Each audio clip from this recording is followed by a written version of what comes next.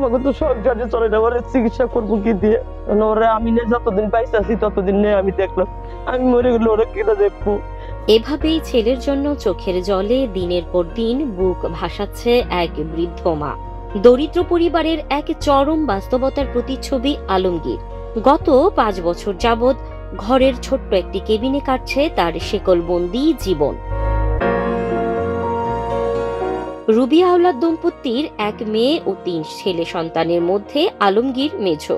ছোট থেকেই লেখাপড়ায় ছিল অন্যদের তুলনায় মেধাবী সে। কৃতিত্বের সাথে এসএসসি, এইচএসসি পাশও করেছে আলমগীর। হঠাৎ করেই আলমগীর মানসিক ভারসাম্যহীন হয়ে পড়ে এবং পরিস্থিতি এমন হয় যে শেকলবন্দি করতে বাধ্য হয়েছে তার পরিবার। পরে পাগল হয়েছে, আমরা তো ধরতে পারি নাই, পাগলামি করে এরকম মারামারি করছে, মানুষের সাথে করছে, উদম পাগলা, এগুলো ল্যাংটা পাগল। তারপরে দিশা মিশ না পায় গাছের সাথে শিকল দিয়ে আটকাইছে। ওর আব্বা 20 ডিসেম্বর জায়গা, আধা পাখি জায়গা বেঁচে ওরা চিকিৎসা করছে। চিকিৎসা করে ভালো হয় নাই, 3-4 মাস দেখছে ভালো হয় নাই। ভালো না হলে বাড়ি আসছে, আসার পরে আবার ফিরে পাগল হয়েছে। ওর আব্বা অনেক চেষ্টা করছে, আমিও অনেক চেষ্টা করছি। ওর আব্বা স্ট্রোক করে গত রোজার ঈদের দিন স্ট্রোক করে মারা গেল। দারিদ্রতাই যেন কেড়ে নিয়েছে আলমগীরের স্বাভাবিক জীবনের অধিকার।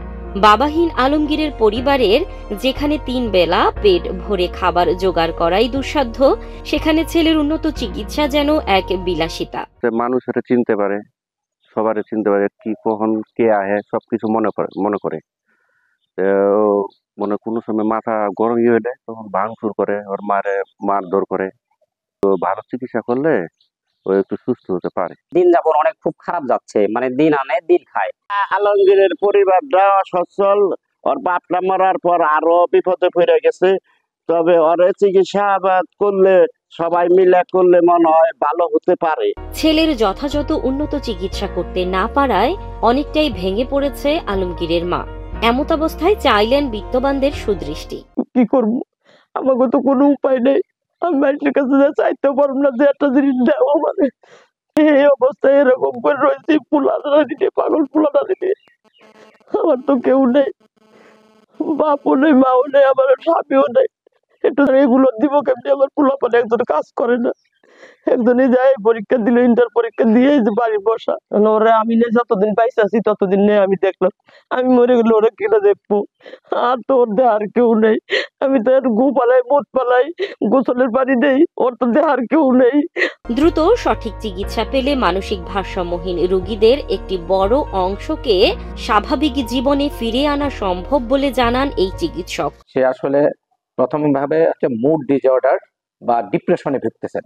এই ডিপ্রেশনটা গুলো বেশি দিন থাকলেই তাহলে সে সিজোফ্রেনিক অ্যাটাক হতে পারে। এই সিজোফ্রেনিক অ্যাটাকে একটু খারাপ পর্যায়ে রোগীদের হয়।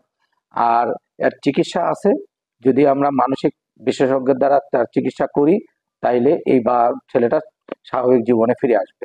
তা আমি অনুরোধ জানাবো যারা সামর্থ্যবান আছেন বা বিত্তশালীরা আছেন সমাজের, তাকে কিছু সহযোগিতা করেন এবং আমরা মেডিকোলজিক্যাল যে সহযোগিতা করা লাগে আমরা একটা করলে মনে হয় ছেলেটাকে আমরা স্বাভাবিক জীবনে ফিরে আনতে পারবো। এই বন্দি জীবন সমাজের বিবেককে প্রশ্ন করে, আর কতদিন শেকলে বাধা থাকবে আলমগীর? দরিদ্র ও অসহায় আলমগীরকে শেকল থেকে মুক্ত করে সুস্থ জীবনে ফিরিয়ে আনতে প্রয়োজন সকলের সমন্বিত সহযোগিতা।